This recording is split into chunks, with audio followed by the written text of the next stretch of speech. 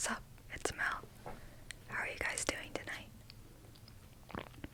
So tonight I'm going to be doing the case of the Otaku killer. Also, I'm going to be holding my microphone because I lost the screw that attaches it to that arm thing that I usually use. Yeah, not great going for me, but hopefully it won't be any different than usual. And before I get started, I'd really like to ask you, if you watch my videos and you haven't yet, to please subscribe to my channel. I'm almost at 1,000 subscribers. I think I'm at like 912 or something like that. The last time I checked anyway. So yeah, I'd really appreciate it if you subscribe to my channel and also turn on the notifications, because I feel like a lot of times when I make a video, or well, when anyone makes a video really, if you don't have the notifications turned on, then YouTube is just like, oh, you're subscribed to this person, but you probably don't want to see their videos, right? I'm not going to show it to you then. That kind of thing. So, kind of goes without saying that if you subscribe to someone, you probably want to see their content, but apparently it doesn't go without saying these days. So yeah, and I'd also very much appreciate it if you left me a comment and liked this video as well, if you like it. Since this is the Otaku killer, leave me a comment on what your favorite anime is, if you watch anime. I also wanted to say before I get started that I'm going to be doing a tattoo tour video, so if you're interested in that, keep your eye out for it. It'll probably be either my next video or the one after that. So yeah, let's get started now. Oh, also, I do have an an Instagram channel. No, an Instagram account for my ASMR channel. I'll link it in the description, so if you'd like to, give me a follow there as well.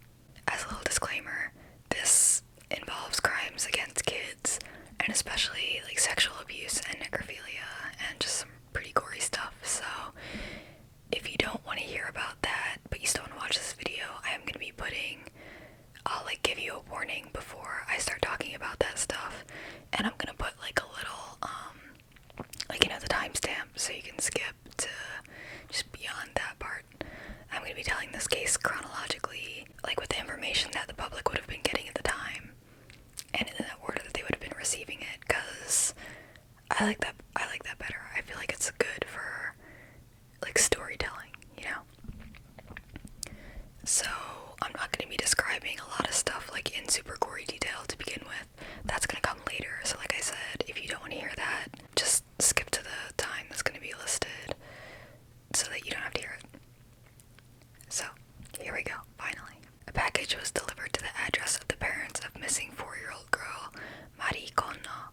In the box lay a picture of the dress Mari was wearing when she disappeared, a few small teeth, gray powder that looked like ashes, and a postcard that said, written out in kanji cut from newspaper and magazine articles, Mari-san, hone, kaso, chousa shite, shoumei shite, which means Mari, bones, cremated, investigate, prove. Pretty creepy. So this is the case of the little girl murders, also known as the Tokyo Saitama serial kidnapping murders of little girls, which is the Tokyo Saitama Renzoku Youjo Yukai Satsujin Jiken. It wouldn't be named the Otaku incident, or the Otaku murders, until later on. So that was the original name that this incident was going by. And this incident shocked Saitama Prefecture, where at the time crimes involving children were pretty rare. On August 22nd, 1988, 4-year-old Mari Kono left her house at 3 p.m. to go play with a friend. Hours went by, and after 6 p.m., when Mari didn't come home, her parents were pretty worried, so they called the police.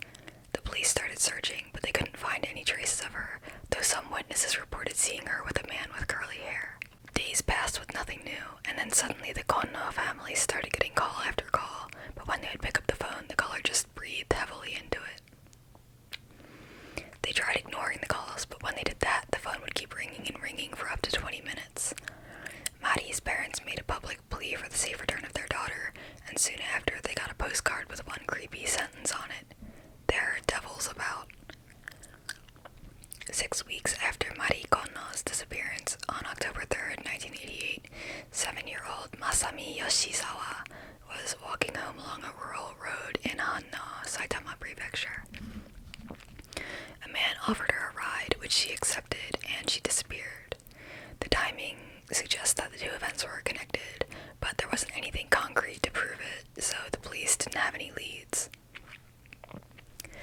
months after that, on December 12th, 1988, Erika Namba, who was also 4 years old, was going home from a friend's house when she was forced into a car and driven to a parking lot in Naguri. 3 days later, her naked body was discovered in a parking lot next to a wooded area 50 kilometers from her house. Her hands tied behind her back and feet tied together with nylon rope. She had been strangled to death. 3 nights before the body was found, 2 men spotted a car stuck near that parking lot, its wheel having slipped off the edge of the road. The car's driver had walked away, but when he came back, the men helped him get his car unstuck and he drove off. When the discovery of Erika's body was reported near where the 2 men had, helped the guy get his car unstuck, they made the connection and gave the police a description of the man they'd helped and his car. Unfortunately, though, they incorrectly identified the car, so the police's strongest lead, and really the only lead that they had, was pretty much useless. This was the first body that had been found out of the 3 girls that had gone missing, and for the first time, police and the public both started to worry that the other girls had also been murdered, and that there was a serial killer on the prowl now. Even though the first 2 girls' bodies hadn't been found yet, what tied them all together, other than missing little girls, was the fact that the 3 families were all receiving those creepy, heavy-breathing phone calls. In addition to the phone calls, on December 20th, the Namba family received a postcard with a message made with words cut out of magazines, which said, Erika, kaze, seki, nodo, daku, shi, which means Erika, cold, cough, throat, rest, death. Since another family had gotten the same kind of postcard, police took the "There are devils about" postcard that the Kono family had received more seriously. And by this point, the media was referring to the killer as the little girl murderer. On the morning of February 6, 1989, 6 months after Mari's disappearance, Shigeo Kono, her father, found a cardboard box on his doorstep. He called the police, who either came to open it themselves or came to witness it being opened, I'm not sure. But inside there was dirt, photos of Mari's clothes that she'd been wearing when she'd gone missing, numerous baby teeth, ashes, and charred bone fragments, and that creepy postcard with the cutout kanji from magazines and newspapers that said, Mari, bones, cremated, investigate, prove, which again is, Mari-san, hono, hone, kaso, chosa shite, shoumei shite. Hono means flames, not hone, which means bones. They do sound alike, though. Initial analysis of the remains came back saying that they weren't Mari's, and that was reported, which pissed off her killer, who wrote a letter to the Kono saying, quote, I put the cardboard box with Mari's remains in it in front of her home. I did everything, from the start of the Mari incident to the finish. I saw the police press conference where they said the remains were not Mari's. On camera, her mother said the report gave her new hope that Mari might still be alive. I knew then that I had to write this confession so Mari's mother would not continue to hope in vain. I say again, the remains are Mari's.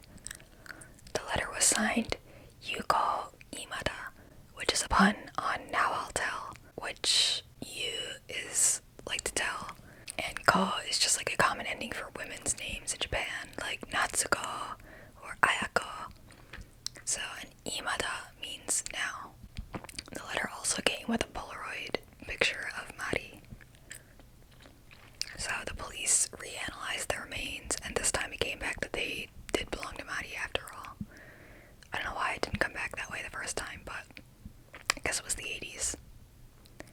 Upon returning from Mari's funeral, even though her body hadn't been found yet, the Kono family found another letter signed by Yuko Imada saying, this is kind of gross, by the way, before I knew it, the child's corpse had gone rigid.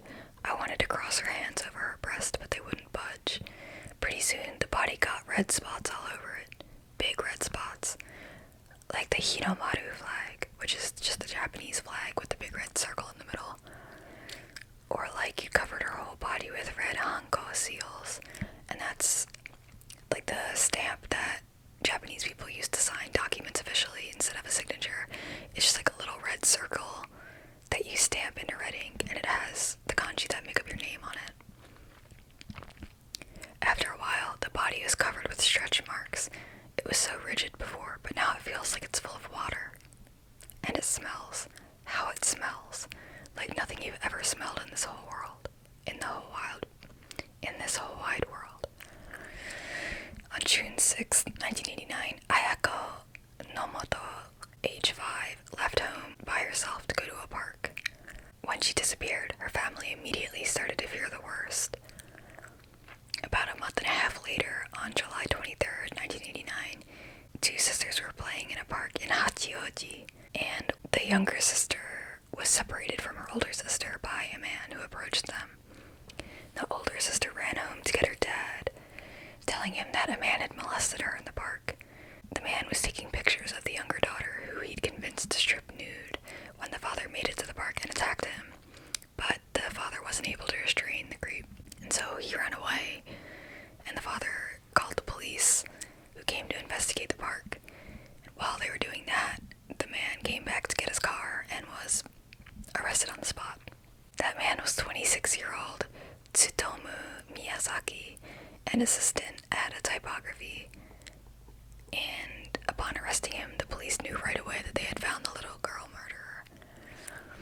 He initially tried to act innocent, but within a few weeks the police had a full confession as well as the locations of the yet-to-be-found remains of the 3 girls. Miyazaki lived in a 2-room bungalow, and when the police searched it, they found 5,763 videotapes. Some were anime and slasher films, and some were video footage of his victims' bodies. There were also pictures of his victims and parts of their clothes. They found a torso in his closet, which would be identified as belonging to his 4th victim, Ayako Nomoto, as well as a pair of hands and feet that belonged to Mariko no. Tsutomu Miyazaki was born on August 21st, 1962, in Itsukaichi, Tokyo, the oldest son of a wealthy family. He was born premature and had a rare birth defect that caused the joints in his hands to be fused together, which meant that he couldn't bend his wrists upwards. Miyazaki's family operated a regional newspaper company, and they were well known in Itsukaichi, where his grandfather and great-grandfather had served on the town council. Due to his parents being busy, he was mainly raised by his grandfather and an intellectually disabled man the family hired as a nanny. An exceptionally bright young boy, his parents put immense pressure on his brother and him both to perform to their high expectations. When he started going to school at Itsukaichi Elementary, he was bullied by his classmates because of his hands. Because of that, Miyazaki was quiet and never went to social occasions or made friends, and girls didn't want anything to do with him either. He was known to hide his hands in photos out of embarrassment. Despite being an outcast, he performed very well in school, ranking among the top 10 students in his class. He went from elementary to middle school to high school in Nakano, Tokyo, and continued to be a top student with hopes of becoming a teacher. Miyazaki's relationship with his parents and both his 2 sisters was pretty cold. Miyazaki felt that his younger sisters were snobby. However, he believed that he was more in touch with his older sister. The only family member that he seemed to get along with was his grandfather, Shokichi, who he had a close relationship with, and who he considered to be the only person concerned about his happiness. Miyazaki's daily life was characterized by loneliness, and he spent most of his time reading manga, watching anime and horror action movies, keeping contact with real people to the bare minimum. Over the years, however, he seemed to increasingly lose interest in studying. He went to Meidai Nakano High School in Nakano, Tokyo, a prestigious high school associated with Meiji University, and was a star student until his grades began to drop dramatically. He ended up falling to the rank of 40th out of the 56 students in his class, and he didn't receive the customary admission to Meiji University that students at that school usually did receive. It's suspected that his sudden bad performance in school was because of his home life. During his confession to the police, Miyazaki would say that what he really craved was being listened to about his problems. But he thought his parents only cared about his material and financial accomplishments, so Miyazaki Miyazaki shunned his family, saying, quote, "If I tried to talk to my parents about my problems, they'd just brush me off."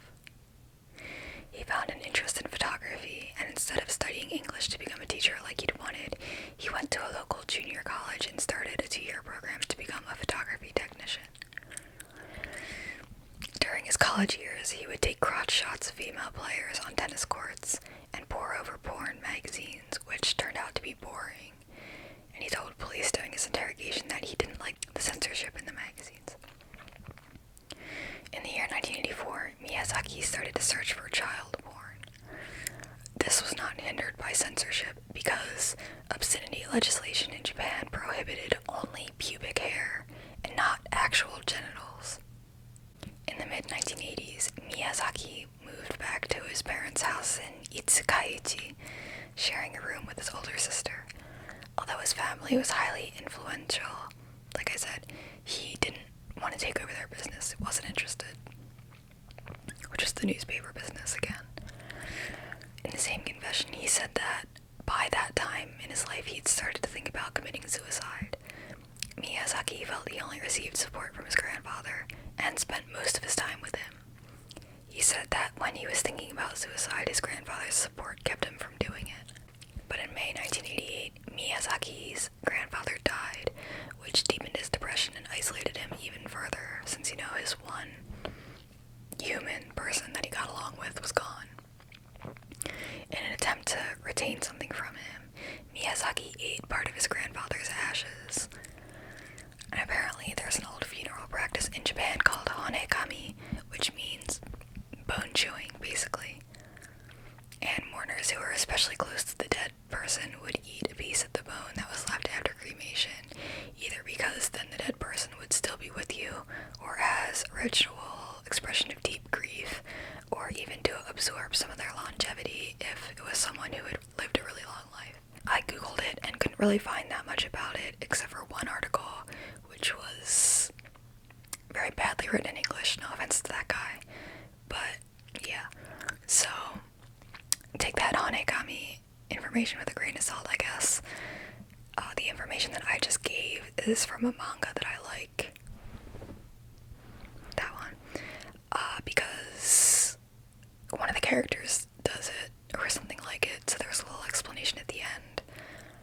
And, the person who made that speaks Japanese, because they were the person who did the translation, and so they'd have access to better info than me, articles in Japanese, so I'm gonna trust it. But yeah, for Miyazaki, his grandfather's death was a terrible, life-altering event, and this is what experts believe was the tipping point. The article that I read that in said it like, for Miyazaki, it was a big deal that his grandfather died, as if your grandfather dying when he's the only one you're close to isn't that big a deal. I just thought that was weird, because, the death of a person you're close to is generally a big deal. But anyway, family members noticed a change in him immediately. A few weeks after the grandfather's death, one of Miyazaki's younger sisters caught him watching her while she was taking a shower. When she told him to leave, he attacked her, and when his mother found out about it and demanded that he spend more time working and less time with his videotapes, he attacked her as well. August 22nd, 1988, the day that he kidnapped Marikonna, was only 3 months after his grandfather's death, and 1 day after his 26th birthday. Miyazaki's 26th birthday, that is. Not his grandfather's 26th birthday. So, we're at that point now where I'm going to talk about the crimes in detail. What happened to these girls? What happened to their bodies after? So, if you don't want to hear that, I'm going to put the timestamp at the bottom of the screen right there. Right there. So you can skip on past that unpleasantness. Consider yourself warned. So, Marikonna, Miyazaki lured her into his black Nissan Langley, then drove west of Tokyo and parked the car under a bridge in a wooded area. The reason that he picked that spot under a bridge specifically was so that no one would be able to see his car parked there or anything that was going on inside of it. Once they got there, he just sat with Konna for half an hour before strangling her and having sex with her body, her corpse. He took pictures of every stage of the abduction. Yeah. He dumped her body body in the hills near his house, but kept her clothes and left the body to decompose for a couple weeks, checking on it frequently, before coming back to cut off her hands and feet, which he kept in his closet, and which the police found in his closet when they arrested him. Then Miyazaki burned Konno's remaining bones in his furnace, ground them into powder, and sent them to her family along with her teeth, the pictures of her clothes, and that creepy-ass letter. Konno's hands and feet were found in Miyazaki's closet after his arrest, almost a year later, like I said. Masami Yoshizawa. I almost said Yoshikawa the first time, but I caught myself. It's Masami Yoshizawa. He spotted her walking home along a rural road by herself, like I said, and offered her a ride, which she accepted. He drove her to the same spot under a bridge that he'd taken Konno to, then strangled her, sexually abused her corpse, and dumped it just yards from where he'd left Konno's body, and took her clothes as well. Erika Namba. After kidnapping her, Miyazaki forced her to remove her clothes in the backseat of his car, and took pictures of her. He then strangled her, tied her hands and feet behind her back, covered her with a bedsheet, and placed her body in his car's trunk, then drove to the wooded area where he left her clothes, before leaving her body in the parking lot where it was found 3 days later. And finally, Ayako Namato. Miyazaki found her playing in a park by herself, like I said. He approached her and quickly befriended her, then convinced her to come to his car for pictures. Once she was in the car, he strangled her, covered her corpse with a bedsheet, and put her in the trunk. Miyazaki took her body to his apartment and spent the next 2 days engaging in sexual acts with it and posing it to take pictures and video of it while masturbating. When Ayako's corpse began to decompose after a few days, Miyazaki dismembered it, cutting off her head, hands, and feet, and dumped her torso in a cemetery and her head in the nearby woods. That is the woods by his house. He kept her hands, eating and drinking blood from them, and then he tossed the leftovers into the woods near his house. 2 weeks later, afraid that the police would find Ayako's torso in the cemetery he'd left it at, and realizing it was a mistake to get rid of evidence so close to his house, Miyazaki brought the remains back to his apartment, burned what he could, and threw the bones away, then hid the torso in his closet. Because of his hikikomori status, which is a shut-in, basically, the Japanese term for a shut-in, and the anime and manga videos the police had found in his room, the Japanese media took to calling Miyazaki the Otaku murderer. And an otaku is a person who's obsessed with anime and manga, basically. But I don't think it's just anime and manga. Like, you can be like a shoe otaku or something, like sneakerheads or whatever. Shoe otakus. It's just people that have like a strong obsession with certain aspects of popular culture, I guess. His crimes caused a moral panic against otaku, with speculation that anime and horror films had made him a murderer. Various newspapers claimed that Miyazaki had retreated into a fantasy world of manga as a result of his neglected upbringing. Keigo Okonoki, a psychoanalyst at Tokyo International University, told the Shukan Post that, quote, the danger of a whole generation of youth who do not even experience the most primary 2- or 3-way relationship between themselves and their mother and father, and who cannot make the transition from a fantasy world of videos and manga to reality, is now extreme. And that was in the 80s. 89. I guess it's basically the 90s, but you get the idea.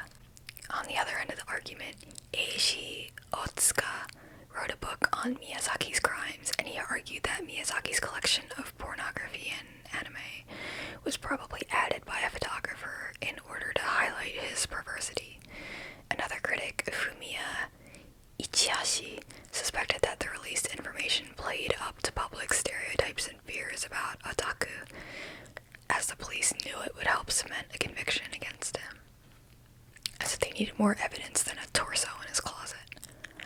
Sharon Kinsella asserts that large collections of manga and videos were typical in the rooms of youth living in the Tokyo area at that time. Because it was the 90s, it's not like you could stream it or something, so fans of anime and manga disapproved of the label, arguing the media had no foundation for their assertion that manga turned Miyazaki into a murderer. And obviously this argument is extremely similar to the idea that video games can encourage violence, that a lot of media people have gone with in the more recent years as an explanation for any violence committed by any young person, basically. Miyazaki's trial began on March 30th, 1990. Miyazaki was calm and collected during the trial and blamed his actions on Ratman, an alter ego who he claimed forced him to kill. He spent time during the trial drawing Ratman in cartoon form. The 7-year-long trial focused on Miyazaki's mental state at the time of the murders. Under Japanese law, people who are mentally unsound are not subject to punishment, and people having cognitive disabilities are entitled to reduced sentences. My eyelashes are stuck together. 3 teams of court-appointed expert psychiatrists came to differing conclusions about Miyazaki's ability to tell right from wrong. One team determined him to have a cognitive disability, while another team concluded that he was schizophrenic, and the other one that he had multiple personality disorder. Another team found that although Miyazaki had a personality disorder, he was still capable of taking responsibility for his actions. Psychoanalysts who examined him throughout the trial pointed out the lack of connection to his parents, saying that because there was no connection between him and his relatives, he looked to the world of fantasy, which included manga and slasher films, to find comfort. Back to that argument again. You need to come up with more original stuff. It was uncovered at his trial that his mother was actually not his biological mother. He was the child of an incestuous relationship between his father and Miyazaki's older sister. I only read that in one article, so I don't know if it's completely accurate. But yeah, take that as you will. I guess it would explain the rare birth defect, though. Maybe they were both carriers for it. At a hearing at the Tokyo District Court that began in March 1990, Miyazaki demanded the return of his videotape collection and his car. His parents also publicly denied him their support, and Miyazaki's father was deeply ashamed of his son's actions and refused to pay for his legal defense. The father also committed suicide in 1994. The Tokyo District Court judged Miyazaki to be aware of the magnitude and consequences of his crimes, and therefore criminally accountable. He was sentenced to death on March 14th, 1997. He appealed twice, but his death sentence was upheld by both the Tokyo High Court on June 28, 2001, and the Supreme Court of Justice on January 17, 2006. I feel like my voice is cracking a lot during this video, like more than it usually does. Sorry about that. I hope it's not too annoying. Quote, "The atrocious murder of 4 girls to satisfy his sexual desire leaves no room for leniency," Chief Justice Tokuyasu Fujita said in January 2006 at his second appeal.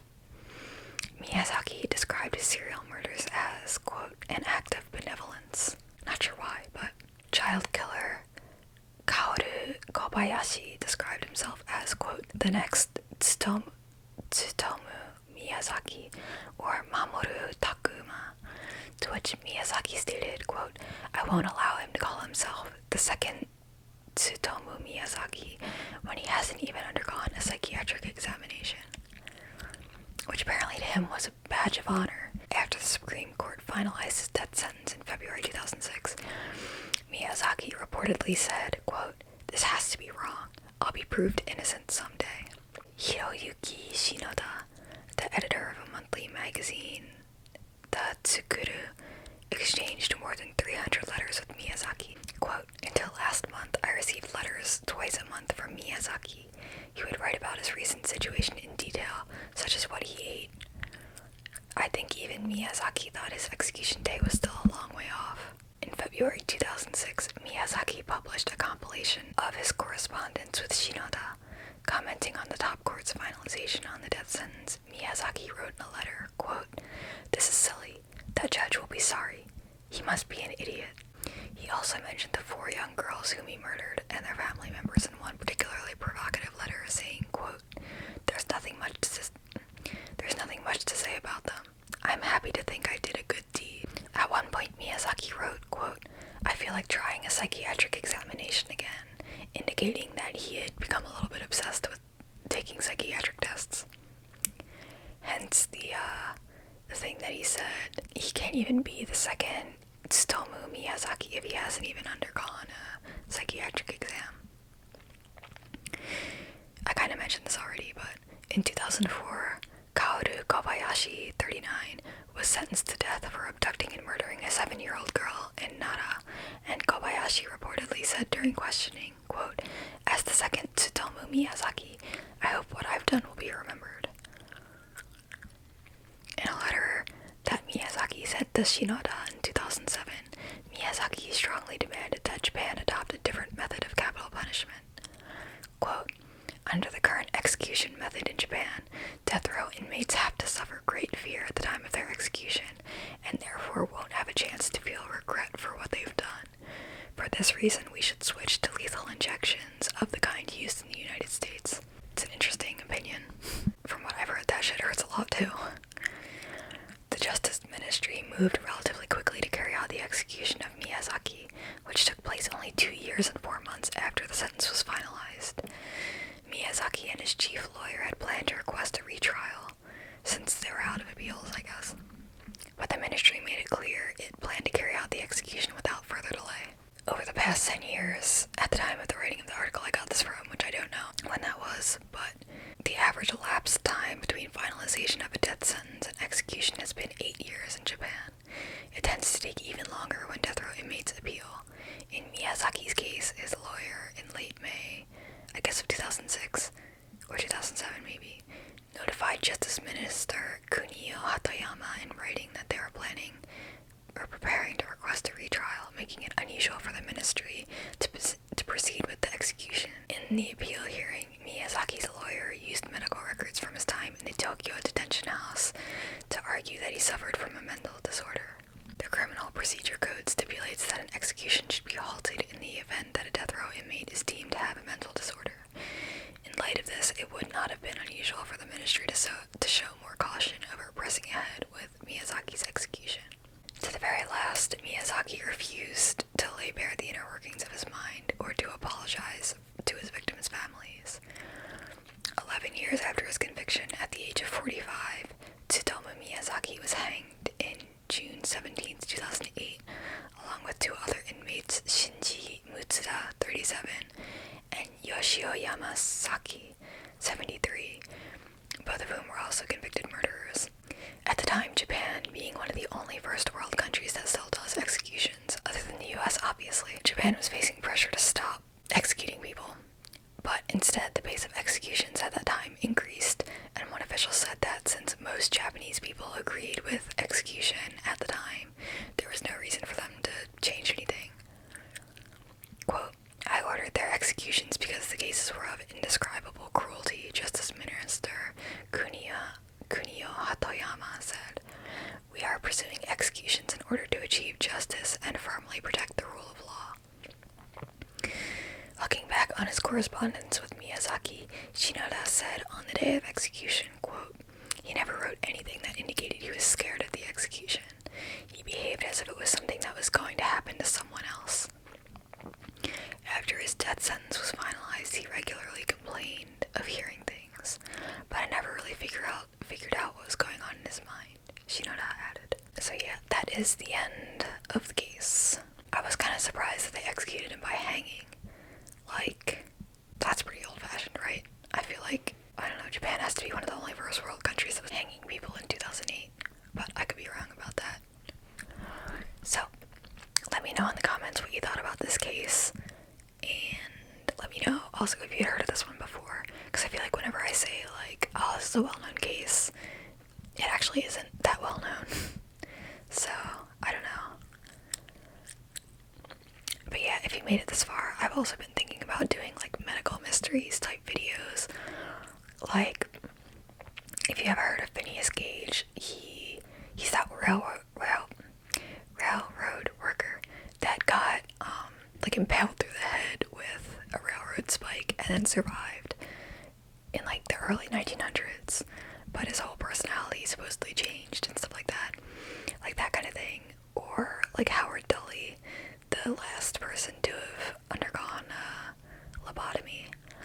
I personally am very interested in, like, medical stuff, since I go to school in that allied health field, but yeah, I don't know how popular videos like that would be, so yeah.